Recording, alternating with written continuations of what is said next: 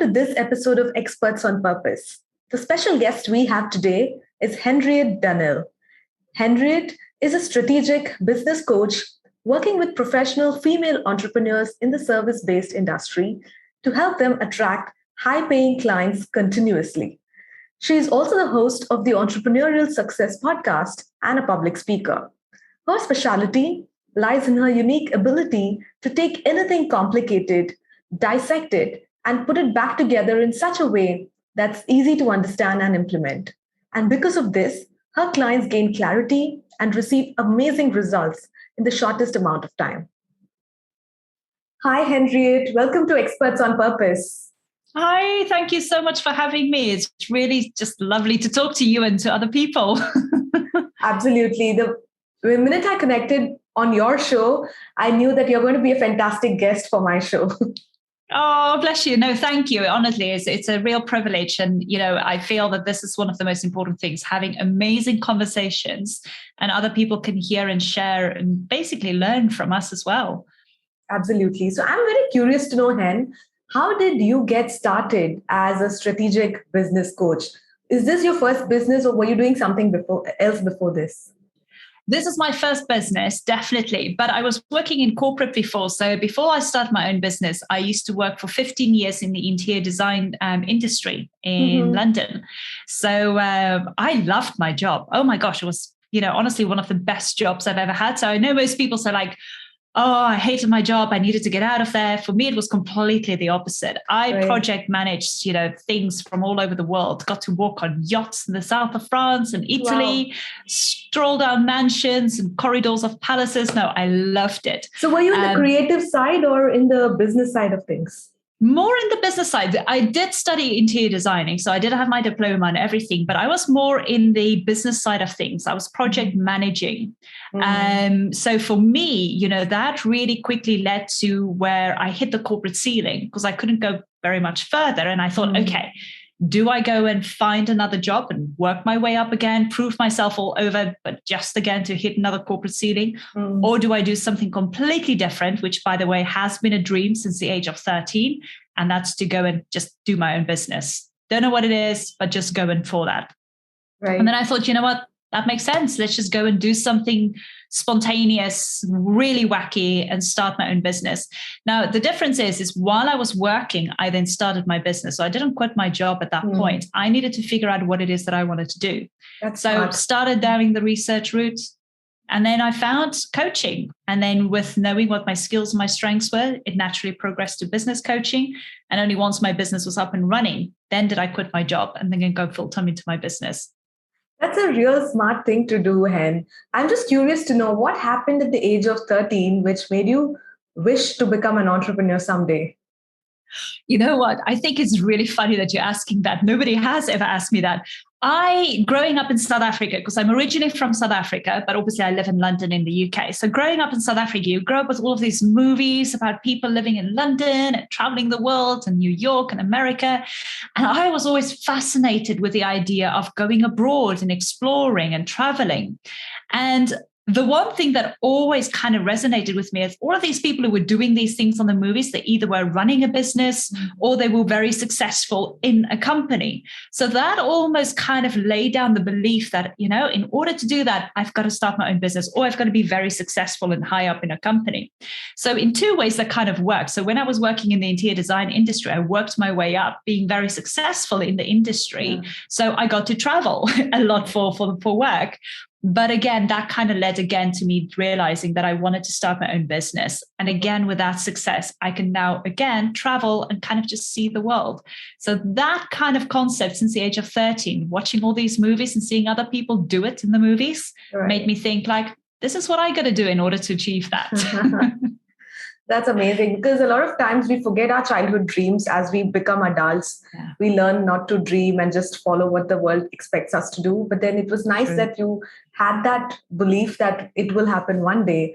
And at the right time, when you realized that beyond this, you couldn't grow much, you decided to quit. But gladly, I made the mistake of, fighting with my boss and sending in my resignation and not having a plan.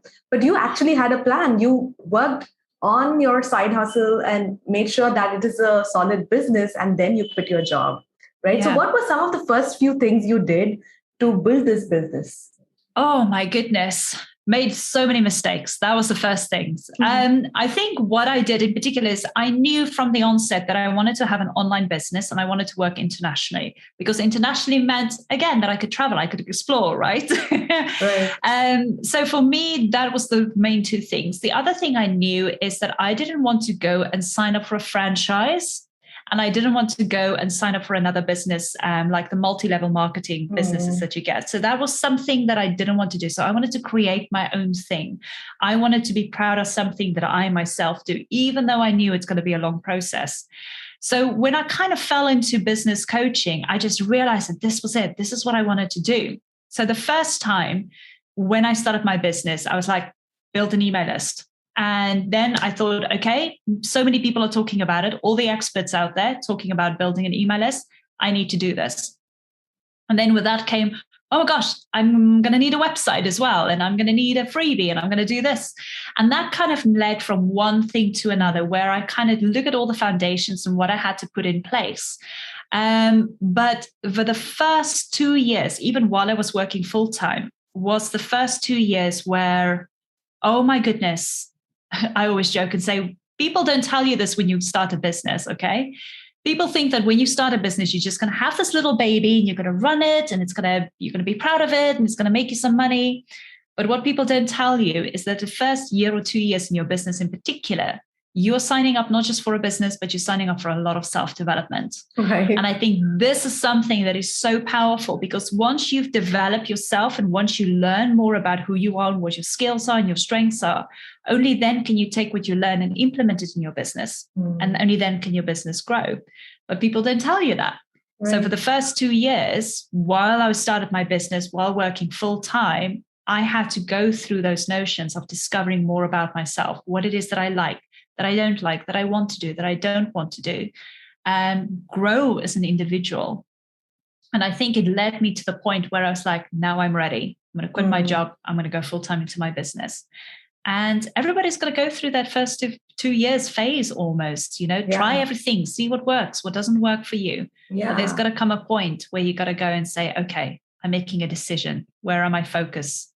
Where do I need to go from here? And those 2 years are so crucial in discovering so many things about yourself, as you mentioned. Yeah. Is it during that time that you realized that one of your superpowers is to help people get clarity? Yes. Oh, gosh, absolutely. Actually, this is something that I discovered while working in corporate, because one of the strengths is that I know I have is I solve problems all the time. I mean, project managing is one thing in the interior design industry. Solving problems right there and then, that is a skill, I have to say. But that is one thing that I realized. I'm very good at taking, situations or problems. And I always say I dissect it. And then I put it back together in such a way which is easier for people to understand and then to implement it. And because of that, people are very good then in order to get the clarity and get to that point of like, now I get it. Now I know where I need to focus. Now I know where I need to go.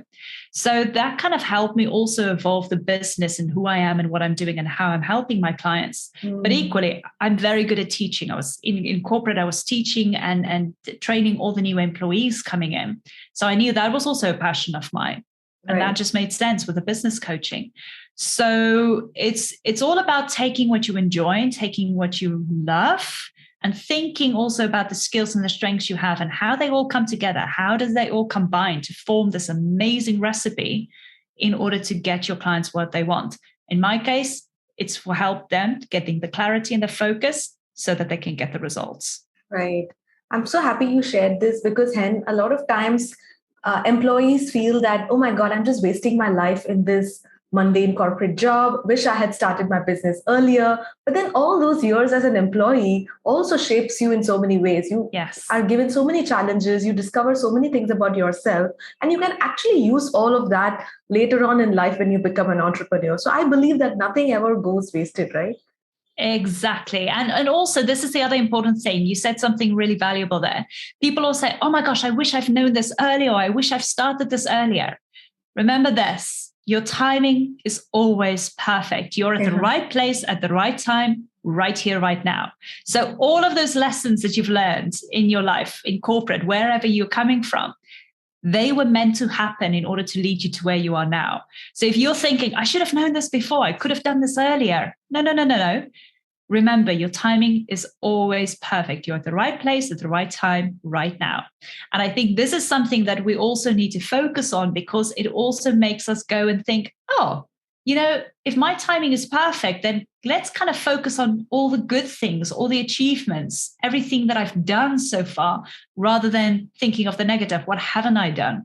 And funny enough, I was just having a conversation with another lady before this podcast episode, and we were having the exact same conversation. It's about focusing on the idea that you need to celebrate more of your achievements and not thinking about, I should have done this before, I should have done this, I should have done it, at a different time.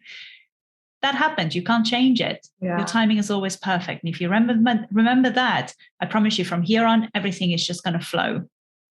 Absolutely. This is like a divine message that you've said, Hen. But it's true. It's very true. Absolutely. So in your business currently, you serve a particular type of client, right? So how did you discover who is your ideal client and who are they actually? Oh gosh, yes. So this is a long journey, okay? And this, again, it goes through those first 2 years of discovering more about yourself. I think this is the important part, because everybody's talking about figuring out who your ideal client is. And yes, the reason why everybody is saying it's important is because it is. But you're not going to nail it the first time, because you are, as an individual, are growing. Because you're growing and developing, your business is growing and developing. So whoever you decide on your ideal client at that moment in time doesn't mean it's going to be the same person in a year, 2 years, 3 years' time. It will always evolve as you evolve. So when I started out my business, I was like, this is it. I can help people start their businesses. Then obviously with that, I realized that I was struggling to get clients. I was struggling to get the right ideal clients. That then developed into the idea that I wanted to work with female entrepreneurs who want to start their business, or it's in the beginning stage of their business. And I wanted to help them. And again, I was struggling. Then that led me to the idea where I was like, I really now know who it is that I want to work with. Again, I want to work with female entrepreneurs who's in the service-based industry, who sell their services, not products, because I don't have e-commerce experience, but who sell their services, but they're already in business for about 2 years plus. I don't want to work with startups. In particular, here's the reason why. And this was my own epiphany moment, if you want to call it. Right. When we're just starting out in business, the first year or two, we try and do everything. We want to explore. We want to challenge ourselves. We want to figure out what it is that we can do. Our mindset hasn't developed to that stage yet of we need a coach, we need a mentor, we need somebody, a teacher who can help us take the next step. In the first 2 years of our business, we're very much like, I want to do it all. I can do it all. I want to explore it all. And when I got to that realization, I realized that those were not my ideal clients, because they're not going to, number one, be able to afford a business coach. But number two, they haven't got the right mindset yet of why it is important to have a business coach. So as soon as I changed my and pivoted, so to speak, as well, not my ideal client, but my business as well, towards working with female entrepreneurs who are already in business 2 years plus, those are the women who's gone down the stage of like, okay, I've tried it all. Now I need to focus. I need to get my game planning together. How am I going to do this? I need somebody to help me. I've tried everything. Nothing seems to be sticking. Where do I go from here? And those are the women who tend to be then committed to working with a business coach. Once I figured that out, oh my gosh, the doors just opened up. And I was getting my message clear on who my ideal client was, talking directly to them, and I started attracting a lot more clients. So it is a journey that you go on, but you've got to remember it's always evolving. So maybe 2 years from now, I'm going to realize that I don't want to work with women who's already been in business 2 years plus. I want to work with women who's only making a certain amount of money in their business, so I can help them with the next stage. Or maybe I completely pivot into another direction where I'm saying, I don't work with female entrepreneurs. I work with corporate companies. Right. So there's always room for movement, but you've got to start somewhere. Right. I so totally agree with this fact that this ideal client keeps evolving and changing as we keep evolving and changing, right? And it was similar to me as well. When I started Happy Self-Publishing, we would work with anybody and everybody who's writing a book. And then I realized I started enjoying working with certain type of clients who are business owners, entrepreneurs who are using their book to grow their business and not just trying to make money by selling the book. So now we have kind of understood that this is the kind of people we should be working with. But I think the focus is being intentional about who you want to serve and being okay to change it after a couple of years. Yeah, absolutely. And I think this is the thing, because when people start off with their businesses, they go like, figure out who your ideal client is. And they go like, oh, but I don't want to, because if I say no to these other people, I'm not going to get clients. The way I explain it is the reason why you need to figure out who your ideal client is and what your marketing message is. Once you're focused on who it is that you want to work with, you're going to start attracting more of them. Okay. But then let's face it, people are going to pop up from the side who's not your ideal client. Maybe you only work with women, but a couple of men are going to pop up from the side and say, hey, can you help me out? And then if you feel that those are the right kind of people and you can help them, then of course, work with them. Yeah. See them as bonuses. They are bonuses, but your message is clear, is straight, and that's what helping you get clients continuously. The other people who are popping up from the side, bonuses. If you want to work with them, go for it. It's not about saying that you exclude everybody else. That is not the case. It's just about you getting focused and you talking directly with the right language so you can attract more of who you want to work with. So I think if you look at it from that sense, it makes it a little bit easier and takes the pressure off you as well from going, so I'm not excluding the whole world. Right. No, you're not. People outside of your message, they're bonuses, but your message is the one who's going to help you attract clients continuously. Well said, Hen. So now that you got clarity about your marketing message and who you should be serving, you must have tried a bunch of different marketing practices, strategies to attract them, right? So right now, which are the ones that have really worked for you to be in front of these service-based business female entrepreneurs who are more than 2 years in their business? Yes. Okay. So here's one strategy that I use, and then I'll share with you how another one works that has recently actually kind of preoccupied me as well. So my first strategy is Pinterest. Now, if I say this, people are going, what? Of course, Pinterest. Here's the thing. Pinterest literally drives the majority of my traffic, organic traffic, no paid ads. Okay. I don't do paid advertising. Pinterest drives the majority of the traffic to my website. Once people then come to my website through a blog post or a podcast episode that I've done, then at the top of my website, the first thing they'll see is my lead magnet. So this is my 30 resources on how to attract more clients.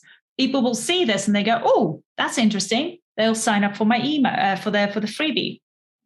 Then through my email list, once they're on my email list, I then nurture them, build the relationship, and then I invite them to a free workshop. There's a free workshop that I have every 2 months, and I invite people to come to the workshop.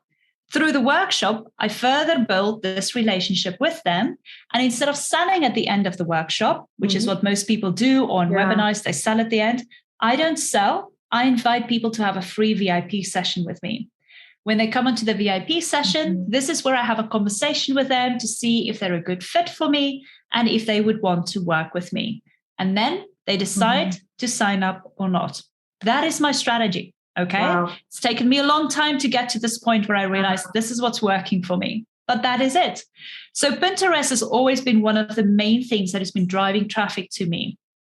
And before we move on to the next one, I'm super curious to know, how did you decide that Pinterest will work for you? Because most entrepreneurs today are focusing on LinkedIn, Facebook, and Instagram. And I personally used to think that Pinterest is a great platform to pin all your vision board items and your ideal home office decor and things like that. But I never looked at it as a way to generate leads for your business. So were you personally hanging out on Pinterest and that's why you discovered it? Or did you realize that your ideal clients are spending a lot of time there? What happened is I started playing a little bit with Pinterest, because what it is obviously when you create content, the best way to put content out there is obviously to post it. Now, here's the thing. When you post content on social media, it is in a feed, okay? So when you post it, the timing of when you post it is important. Yeah. So when people see it, if they're there online, they will see the post. The difference with Pinterest, it works like Google. It works with search engine optimization. So people put in your little, and I mean, if you do this as well, go on Pinterest going like curry recipe, and then all the curry recipes come up. So it works on SEO, it works on search engine optimization. So I know that even though I put content on Pinterest, it's always evergreen. It will always be available. Where on social media, it won't always be available because it's not in a feed at that moment in time. So people are not going to see it. So with Pinterest, it just kind of made sense because I'm doing podcast episodes. I wanted people to come and listen to the podcast episodes. So I started penning about it. So I created, instead of having a personal account on Pinterest, I created a business account. And I started doing all the tutorials and following what people were saying, what all the pros were saying of how to use Pinterest. Then literally, I think it was in about 2-3 months of doing constant penning, I saw more traffic coming to my website. And the referral for this traffic was Pinterest. So up at a point now where 60% of the traffic coming to my website is just through Pinterest. Amazing. That's where I noticed this is a game changer. And then also what happened then is the more I saw the traffic coming from Pinterest, the more I started seeing people signing up to my email list on a daily basis. I mean, every day I get anything, and for some people, this might be low numbers. For me, this is amazing. Every day I get between 5 and 6 people signing up to my email list. That is 5 or 6 leads daily coming and growing into my email list organically. So I've never paid for them. For me, that is a game changer. And that made me decide that Pinterest is definitely the way to go, up until a point now where I've got a Pinterest VA. And she does all of that for me because I didn't have the time to keep on pinning. So my VA is concentrating and she's working on the strategy for me while I concentrate on the rest of my business. Yeah, I love the clarity in your funnel, Hen. So this is one thing. What's the other thing that you do in your marketing? Yes. So the other thing that I started doing, and funny enough, you'd like to think because I've been 4 years in business, this is something that I've done before, but I haven't. Just before lockdown, just before COVID hit and started spreading, I started networking, literally just here in the UK, networking, joining groups online, in person. And that has absolutely exploded my visibility, so to speak. So Pinterest was always up here for me. And then slowly over the last 2 years, the networking has really significantly increased my visibility as well, because I love talking to people. And trust me, if my husband was here, he'd be shaking his head and saying, yes, she talks a lot. But I love communicating with people. And because my personality comes through and people can see it, people immediately then connect with you and you build a relationship with them. So again, just through networking, same principle. I invite people to come to my workshop, offer them free VIP session at the end of the workshop, and then I have a conversation with them and see if they want to work with me and if we're a good fit. And that has been exploding my client attraction rate as well. So at the end of the day, like I say, I am not doing everything. Yeah. Yes, I'm on Instagram. Yes, I'm on LinkedIn. That's part of my visibility, but that is not my main strategy. My main strategy is aligned with me. I'm not doing everything, and this is all I'm focusing on. And I've just been focusing on this strategy, and it's been working time and time again. It's been giving me more and more clients. So yeah, it comes back down to clarity and focus. Right. Fantastic. Because you're literally walking the talk. You are asking your clients to focus on specific things that are in alignment for them. And you do the same thing, right? So after they have this VIP session with you, you also have a program called the Client Attraction Program. So what do they get inside that program? So your client attraction program is a 6-month program. This is not an online course, and I don't sell it as an online course because I find that so many people can buy an online course, but here's the problem. You buy an online course, you get so excited and you do the first couple of modules, and then the excitement kind of wanes away. And then you go like, yeah, I'll finish the course later on, but you don't even take the action or you don't complete it. Or some people just watch all the videos in one go and they don't take the action in between. So I don't do online courses for that particular reason, because I find that working with my clients really works. That's why the program is only on a one-to-one basis or in a group program, whereby you and I get together for 2 hours every 2 weeks, not every 2 months, every 2 weeks. And you and I sit and do the work together. This is where I find the clients, number one, get the focus. they get the clarity, but also they get to get the work done there and then. So after those 2 hours, oh my gosh, you can put your computer off, take the rest of the day off if you want to. But at least you know that you've gained a lot more clarity in 2 hours because of your commitment, because of your focus, and you get a lot more work done on your business in comparison to the previous weeks or months you've had just sitting in front of your computer wondering what it is that you need to do today in order to grow the business. So you and I work together, we get the work done, we take the action right there and there.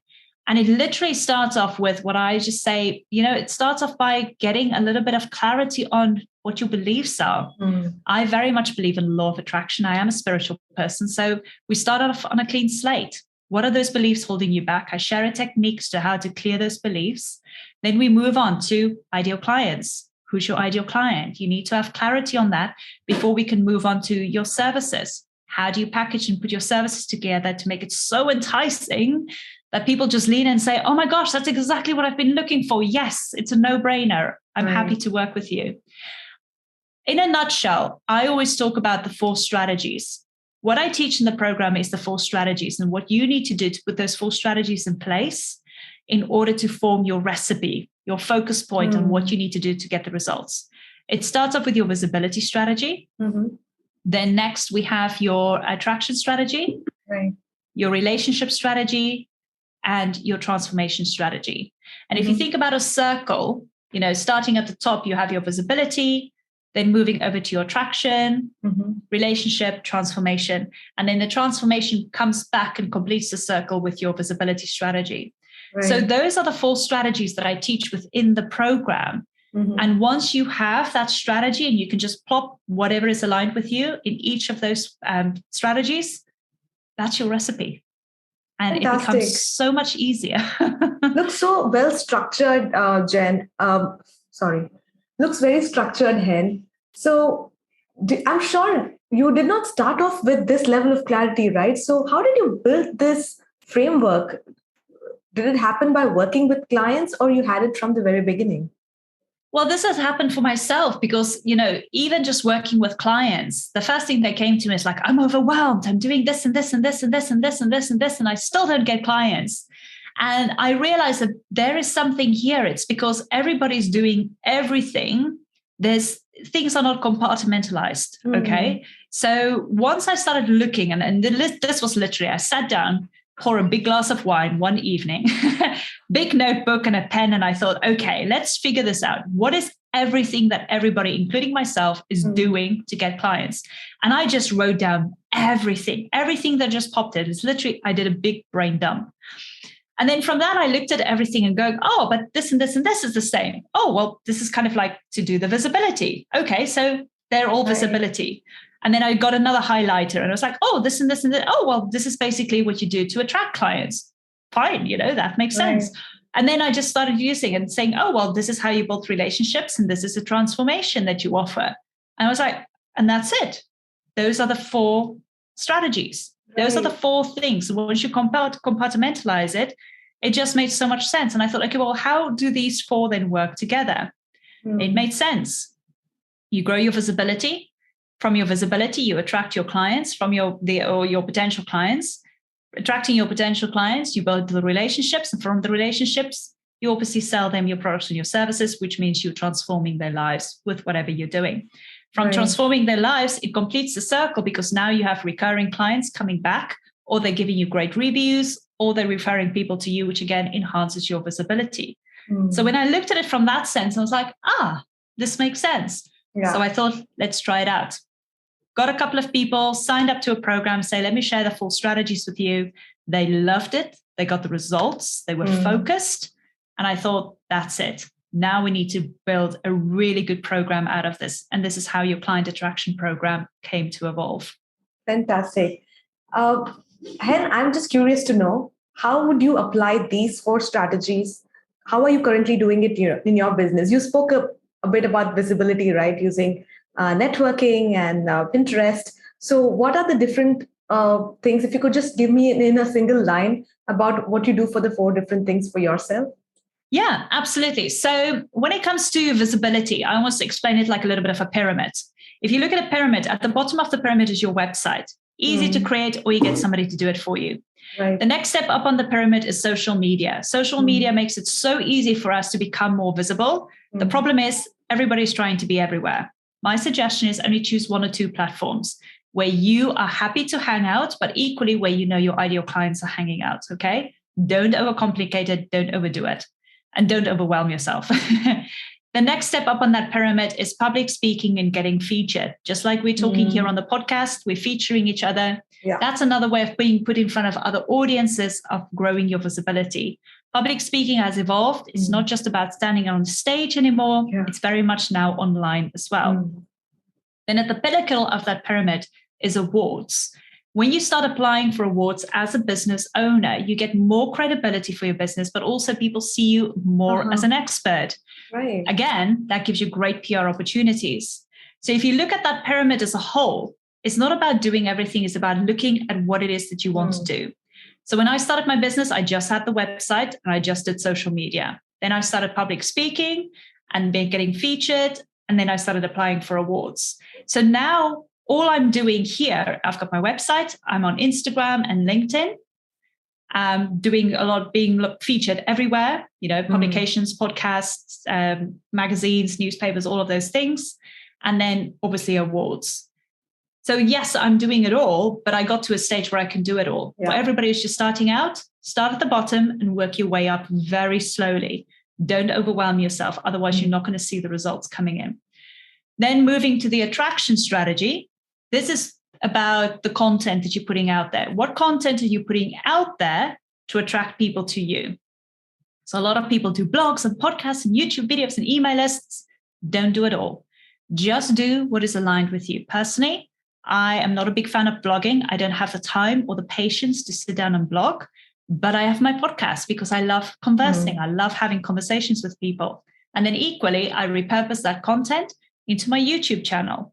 So that is what I'm putting out there. And the way I'm putting it out there attracts my audience and my ideal clients to me. Right. And then equally, your email list comes in play there. Moving from there back. Oh, and sorry, I forgot to mention in the visibility, obviously, I use Pinterest as well. That's included there. And then coming back to my relationship. So my relationship, again, comes back to my networking, how I converse with people, how I have what I call the conversation to sell. So how I do that. And my workshop comes in here as well, because I build relationships instantaneously with people through my workshop. And then once they sign up with me, my transformation strategy is my program. Your client attraction program, that is what helps them transform from where they are to where they want to be. But equally, it's not just about your program. It's what is your recurring client strategy? What are you doing afterwards in order to get your clients coming back to you time and time again? Continue building that relationship, get great reviews, great referrals, again, leading back to your visibility, enhancing that. So that is what I do.